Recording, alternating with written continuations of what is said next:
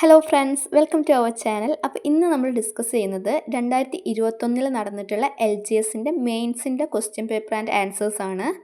നമ്മൾ 4 പാർട്ടായിട്ടാണ് ചെയ്യുന്നത്. അപ്പോൾ ഇന്നത്തെ പാർട്ടിൽ ഒരു 25 ക്വസ്റ്റ്യൻ ആണ്. നിങ്ങൾക്ക് എത്ര മാർക്ക് സ്കോർ ചെയ്യാൻ പറ്റും എന്ന് നിങ്ങൾ കമൻറ്റ് ചെയ്യുക. അപ്പോൾ നമുക്ക് നോക്കാം.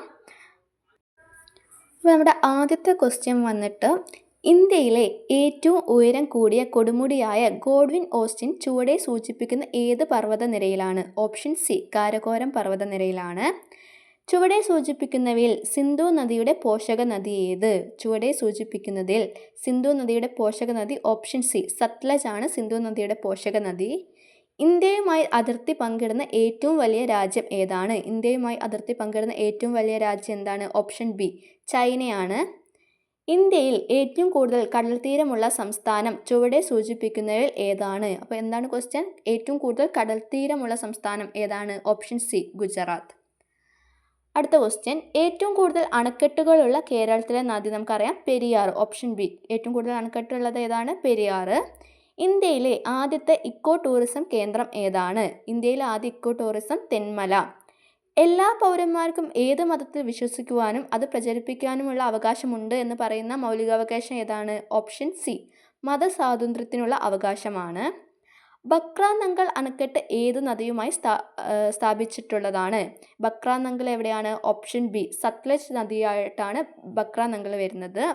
കേരളത്തിലെ ഒരു വൃക്ഷത്തിൻ്റെ പേരിൽ അറിയപ്പെടുന്ന വന്യജീവി സംരക്ഷണ കേന്ദ്രം ഏതാണ്? ചെന്തുരിണി വന്യജീവി സങ്കേതം. അടുത്ത ക്വസ്റ്റ്യൻ, യക്ഷഗാനം എന്ന കലാരൂപത്തിൽ പ്രാചാര്യം സിദ്ധിച്ച ജില്ല ഏത്? യക്ഷഗാനം എവിടെയാണ്? കാസർഗോഡ്.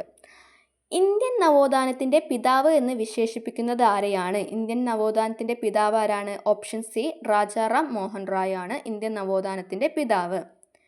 നിസ്സഹകരണ സമരം നിർത്തിവെക്കാൻ ഗാന്ധിജിയെ പ്രേരിപ്പിച്ച സാഹചര്യം എന്തായിരുന്നു? നിസ്സഹകരണ സമരം നിർത്തിവെക്കാൻ ഗാന്ധിജിയെ പ്രേരിപ്പിച്ച സംഭവം Chauri Chaura incident. Option B ആണ് കേട്ടോ. കേരളത്തിൽ പടിഞ്ഞാറോട്ടൊഴുകുന്ന നദികളുടെ എണ്ണം എത്രയാണ്? കേരളത്തിൽ പടിഞ്ഞാറോട്ടൊഴുകുന്ന നദികളുടെ എണ്ണം 41. ഓപ്ഷൻ എ ആണ്. ദക്ഷിണ ഭഗീരഥി എന്നറിയപ്പെടുന്ന നദി ഏത്? ദക്ഷിണ ഭഗീരഥി എന്നറിയപ്പെടുന്ന നദി ഓപ്ഷൻ ബി, പമ്പയാണ് ദക്ഷിണ ഭഗീരഥി എന്നറിയപ്പെടുന്ന നദി. ചുവടെ സൂചിപ്പിക്കുന്നവയിൽ കരിമ്പ് കൃഷിയുമായി ബന്ധപ്പെട്ട ശരിയായ പ്രസ്താവന ഏത്? അത് ക്വസ്റ്റ്യൻ ഡിലീറ്റഡ് ആട്ടോ. ദെൻ, മഹത്തായ രണ്ട് വ്യവസ്ഥകളായ ഹൈന്ദവത്തെയും ഇസ്ലാമികതയുടെയും കൂടിച്ചേരലാണ് നമ്മുടെ മാതൃരാജ്യത്തിൻ്റെ ഏക പ്രതീക്ഷ എന്ന് പറഞ്ഞത് ആരാണ്? Option D, Swami വിവേകാനന്ദനാണ്.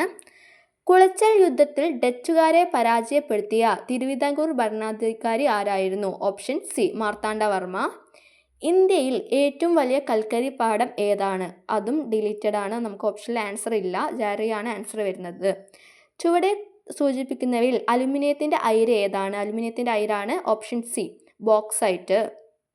1.25 കോടി മലയാളികൾ എന്ന ഗ്രന്ഥം രചിച്ചത് ആരാണ്? 1.25 കോടി മലയാളികൾ 20. ഓപ്ഷൻ എ ഏതാണ്? EMS ആണ് 1.25 കോടി മലയാളികൾ എന്ന ഗ്രന്ഥം രചിച്ചത്. ഭരണഘടനയുടെ ഏത് ഭാഗത്താണ് മൗലിക കർത്തവ്യങ്ങളെക്കുറിച്ച് പ്രതിപാദിക്കുന്നത്? ഓപ്ഷൻ സി ഏതാണ്? 4A മൗലിക കർത്തവ്യങ്ങളെക്കുറിച്ച് പ്രതിപാദിക്കുന്നത്.